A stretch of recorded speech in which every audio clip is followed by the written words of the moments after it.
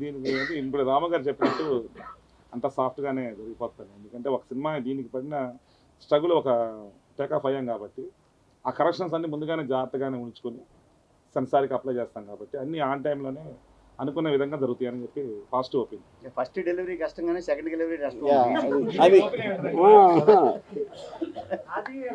మీరు మీ కెరీర్లో ఈ సినిమా పడ్డానికి అంటే రిలీజింగ్ పడ్డానికి కష్టాలు ఈ సినిమా పడలేదు, దాన్ని మీరు ఏ విధంగా డిఫైన్ చేస్తారు? నేను కష్టపడ్డానని చెప్పాను. ఇప్పుడు నేను ప్రాసెస్లో వెళ్తున్నాం. ఆ ప్రాసెస్ బట్టి ఇప్పుడు సపోజ్ 10 రోజులు లేక కోర్టు డేట్ ఉంది, ఆ 10 రోజులు వేరే పని చేసుకుంటాం కదా, దీని మీద కూర్చోం కదా. సో నేను కష్టపడటం అనేది నా లైఫ్లో ఎప్పుడు పడలేదు.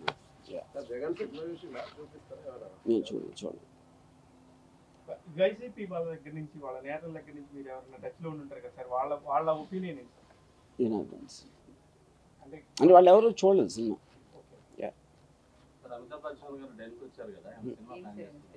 ఏదో చేస్తున్నాం.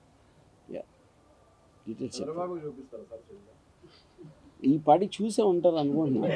అంటే మరి ఆయన సెల్ ఫోన్లో బాత్రూమ్ లోపల ఎక్కడో చూసి ఉండొచ్చు అందరూ కూడా, నేను అనుకుంటాం. ఇది తండ్రి కొడుకు. కానీ ఇంటర్నల్గా ఇప్పుడు మన అచ్చెన్నాయుడు వీళ్ళందరూ కలిసి కూర్చుని ఎంత పెద్ద పొరపాటు చేసాం. ఆ డిసెంబర్లో వచ్చి ఉంటే ఈ సినిమా మర్చిపోయారు అందరూ.